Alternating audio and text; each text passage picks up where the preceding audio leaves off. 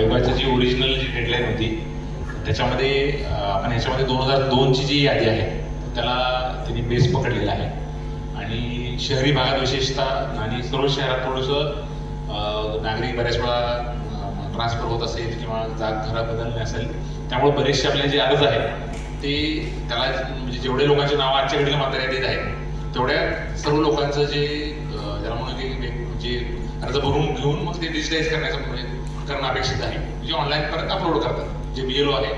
तर आपल्या शहरातलं ओव्हरऑल जे काम आहे ते साधारणतः 75 ते 80% दरम्यान आहे, जवळजवळ 20% काम. आणि विशेषतः काही मतदारसंघात विशेषतः मध्य मतदारसंघ आहे. तर काल आम्ही आढावा घेतला ते आपला नई जिंदगीचा परिसर असेल.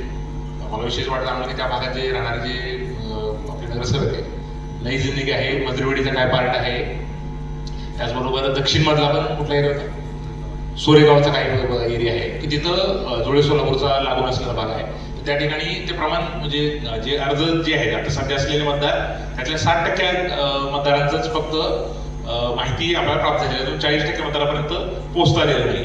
आता ग्रामीण भागात बऱ्याच वेळा काय होतं की आता मी तर माझ्या गावातलं सांगतो की तिथलं ते काम 15 दिवसापूर्वीच होऊन गेलं, कारण तिथल्या गावातल्या लोकांची जागरूकता पण असते. शहरात काय होतं की बऱ्याच वेळा इथे ओनरशिप जी असते आणि BLO पण त्या मनानं आपल्याकडे काय BLOचं पण काय अडचण झाली तर मला आपल्या नगरसेवकांच्या मार्फत आणि ते पूर्ण माननीय आपले सभागृहाचे सभासद आहेत आणि इतरही राजकीय पक्षाचे प्रतिनिधी आलेले आहेत. तर 2 तारखेला आपली जी यादी आहे तर आम्ही आता सोबत तुम्हाला आम्ही QR कोड सह देतो की तुमचे BLO कोण आहेत, तर ते BLO जवळचे जे असतील त्यांच्याशी आणि ही जी कारवाई होणार जे विधानसभेला जी आपले मतदान केंद्र होते त्याच्या अनुषंगाने होणार. आपले साधारणतः 810 आणि आपलं महापालिकेचे इलेक्शनच्या वेळेस आपण डिवाइड करून जो 1190च्या दरम्यान त्या आपला आकडा गेला होता. 1110 होता का केला होता, 1110च्या दरम्यान गेला होता. परंतु ही जी कारवाई होणार आहे ती विधानसभेचे जे आपल्याला मतदान केंद्र आहे तर 2 तारखेला जे डिलीट झालेले ऍबसेंट झाले किंवा अजून आढळून आलेले नाही अशा मतदारांची नावं आपण तिथे ठेवणार आहे. त्या ठिकाणी आपले जे ब्लॉक लेवल रिप्रेझेंटेटिव्ह असतात BLAs, बूथ लेवल असिस्टंट म्हणून जे असतात म्हणजे BLO सोबत राजकीय पक्षाने देणारे जे राजकीय पक्षाने त्यांना जे प्रतिनिधी दिले असतात त्यांच्या समक्ष ती यादी प्रेझेंट करणार आहे. जर कोणाचं नाव चुकीच्या पद्धतीने समजा एखाद्याचं माणूस आहे तिथे आणि तो शिफ्ट डेटच्या यादी दाखवलाय किंवा डेटच्या यादी दाखवलाय कुठल्याही कारणामुळे तर आपल्याला ती सध्या ती तात्पुरतं दाखवलं आहे त्यांना रोलबॅक करण्याचं ऑप्शन पण आहे. परंतु ते कधीपर्यंत आहे 2 तारखेला होईल, त्यानंतर 8 तारखेपर्यंत आपल्याला ती वेळ आहे. 8 तारखेनंतर मग ते फ्रीज होणार आहे आणि ड्राफ्ट रोल पब्लिश होईल. त्यानंतर मग हिअरिंगचं आपले बरेचसे AMCs आहेत, असिस्टंट म्युनिसिपल कमिशनर, ते सुद्धा त्याच्यामध्ये आहे. ते हिअरिंग येणार आहे, त्याच्यामध्ये काय काय ते त्रुटी येणार आहे त्यांना, जे कुणाला आईवडिलांचं आणि मुलाचं वय जर कमी असेल किंवा तुमचं यादीत नाव नसेल, अनमॅप्ड असेल तर ते वेगळ्या कारणामुळे ती त्रुटी होऊन त्यांचं हिअरिंग होणार.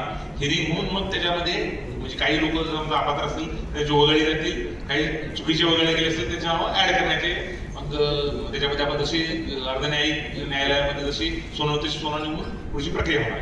फक्त महत्वाची बाब अशी आहे की जी सुरुवातीची जी टप्पा आहे त्यात जवळजवळ 25% काम आपल्या शहरामध्ये अजूनही झालेलं आहे. विशेषतः मी परत म्हणजे मध्यमधला आणि दक्षिण मतदारसंघ आहे आणि उत्तरचा पण थोडासा पार्ट आहे. परंतु या 2 मतदारसंघामध्ये जे विशेषतः आहे मध्यमधले जे मला वाटतं की त्या ठिकाणी आपले MIMचे पण नगरसेवक आहेत आणि आपल्या इतर पक्षाचे पण आहेत, तर त्या भागामध्ये बरेच काम झाले. बरेचसे असं होतं की तिथं जे नाव आहे विशेषतः मी जाणं की विशेषतः मुस्लिम समाजाचे बरेचसे आता मतदार सांगितले की तो मतदार त्या माणसाला पण आयडेंटिफाय होत नाही, म्हणजे नाव लिहिण्याची पद्धत काहीतरी वेगळी असते, तोच माणूस तोच आहे का तो त्याला पण कळत नाही आणि ऍड्रेस काही डिटेल नाहीये. तर विशेषतः मला वाटतं त्या ठिकाणी आता आम्ही ऍडिशनल आज मॅनपॉवर पण आम्ही अवेलेबल करून दिलेलं आहे. आरोग्य विभागाचे थोडेसे दिलेले आहेत आणि घनकचऱ्याचे दिलेले आहेत. तर विशेषतः सर्वांना विनंती राहील की त्या भागामधल्या लोकांचं, कारण आयडेंटिटीच सापडत नाही. आपला जो BLO जातोय त्याला तो त्या माणसाला पण सापडत नाही माझं नाव काय आणि त्या BLO तर अजून अवघड आहे. तर त्या ठिकाणी फक्त विशेषतः मतदार आयडेंटिफिकेशन, करेक्ट मतदार आणि त्याच्या आईवडील करेक्ट त्याला मॅप झाले पाहिजे 2002च्या यादीमध्ये. तर त्याच्यामध्ये मला वाटतं विशेष कारण मध्यमधला तो पार्ट आहे आणि दक्षिण मधला जो बराचसा पार्ट आहे तर त्याच्यामध्ये बरेच अडचणी आम्हाला येतात. तर ती मॅपिंग पूर्ण व्हावी आणि 2 तारखेला जेव्हा याद्या आपले जे BLO आहेत तर ते एक्झाम्पल आता मी जी यादी तुम्हाला देत आहे खाली QR कोड पण देत आहे, त्याच्यामध्ये ऍड्रेस कुठला आहे तुमचा, विधानसभेचं जो मतदान केंद्र कुठला आहे, त्याचा पत्ता कोणता आहे, त्याच्यामध्ये BLOचं नाव आहे आणि मोबाईल क्रमांक आहे. तर हे आम्ही देत आहे आणि सोबत QR कोड जोडलेलं आहे. आपल्या प्रेस नोट दिली आहे. त्याच्यामध्ये काही अडचण असल्यास BLOना फोन करून यादी मागून घ्यायची आहे आणि 2 तारखेला तिथे उपस्थित राहून नागरिकांनी सुद्धा जास्तीत जास्त लोकांनी आम्ही आवाहन करतो की त्या 2 तारखेला नागरिकांनी सुद्धा त्या मतदान केंद्रावर जाऊन यादी करेक्ट आहे का, कोणाचं नाव ऑप्शनमध्ये चुकून गेलेलं आहे का, कोण मतदार सापडत नसेल किंवा तुम्हाला एखादा माणूस चुकीचा आहे आणि त्याचं नाव चुकीच्या पद्धतीने मॅपिंग झालंय किंवा चुकीचं झालेलं आहे किंवा हा माणूस शिफ्ट झालेला आहे तरी नाव आहे असं पण ऑब्जेक्शन घेता येईल तुम्हाला. म्हणजे तुम्हाला बऱ्याच वेळा तिथे चुकीनं इन्क्लूड केलंय तर ते पण ऑब्जेक्शन तुम्हाला त्या यादीवर घेता येईल. साधारणतः 2 तारखेला जास्तीत जास्त संख्येनं उपस्थित राहून तुम्ही मतदान केंद्रावर जावे. त्याचबरोबर सेम तशाची यादी आम्ही आपले जो झोन कार्यालय आहे त्या दिवशी आम्ही उपलब्ध ठेवतोय. काय अडचण असेल तर त्या ठिकाणी फक्त तुम्हाला जे ऑब्जेक्शन आहे ते ऑब्जेक्शन तुम्हाला BLO कडे रेज करायचं आहे. त्याच्यामध्ये मोबाईल नंबर त्याच्या व्हॉट्सअपवर आणि याच्यावर जरी पाठवलं तरी पुरेसं आहे. त्यांना फोन करून आणि त्याचे पूर्ण जे नंबर आणि त्यांचं नाव आहे आणि एरिया कुठला एरिया आहे त्याचं आम्ही तुम्हाला शेअर करत आहोत. आणि अजून आज संध्याकाळी उशिरा आम्हाला जे अबसेंट जे लोक आहेत प्रत्येक मतदान केंद्राने आहे, अबसेंट कोण आहे, शिफ्टेड कोण आहे म्हणजे स्थलांतरित म्हणजे त्याची नाव डिलीट होणार आहे. जे शिफ्ट झालेले लोक कोण आहेत, त्यांचा मृत्यू झालेले असे कोण लोक आहेत त्यांची नाव पण वगळणार आहे. त्याची यादी आम्ही आमच्या वेबसाईट सुद्धा मॅक्सिमम वाटतं उद्या सकाळपर्यंत आम्ही ती हे करू आणि प्रेस नोट देऊन ती सुद्धा आमच्या वेबसाईटवर उपलब्ध करून देणार आहे. त्यामुळं एखादं त्या दिवशी तिथं जाता जरी मिळालं नाही तर तुम्हाला ऑनलाईन पण चेक करता येईल की आपली मतदार यादी शुद्ध होण्यासाठी जी काही आपल्याला प्रक्रिया करायची आहे त्याच्यामध्ये जेवढे जास्तीत जास्त लोक यात पार्टिसिपेट करतील तेवढी ती शुद्ध होईल. आणि फक्त आपलं जे फीडबॅक असेल ते त्या BLO कडे आपल्याकडं व्हॉट्सअपला द्या, अर्ज लिहून द्या किंवा कुठल्या पद्धतीने त्याच्यापर्यंत पोहोचवा.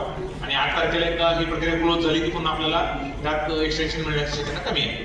त्यामुळे पूर्ण सर्व राजकीय पक्ष असतील, आपले सभासद आहेत, सभागृहाचे सभासद आहेत, त्यांना विनंती राहील की ही जी प्रक्रिया 2 तारखेला आपण करणार आहे आणि उर्वरित जे मतदार अजून आयडेंटिफाय झालेले काय भागामध्ये त्याच्यामध्ये सुद्धा BLOला जर आपल्याकडून मदत झाली. कारण काही जणांनी आम्हाला असा फीडबॅक दिला की म्हणजे आपल्या काही मेंबरकडे म्हणजे आपल्या ऑनलाईन आयोगाच्या वेबसाईटवर ती सर्च होत नाही, परंतु आपल्या मेंबरकडे कुठलं तरी ॲप आहे म्हणे की त्यातनं ते लगेच सापडतं. अशी काही सेवा असेल तर ती सुद्धा आपल्या BLO करणं आमच्या टाइम लिमिटेड आहे. कुठल्याही माध्यमातून फक्त तो करेक्ट मतदार आयडेंटिफाय होणं महत्वाचं आहे.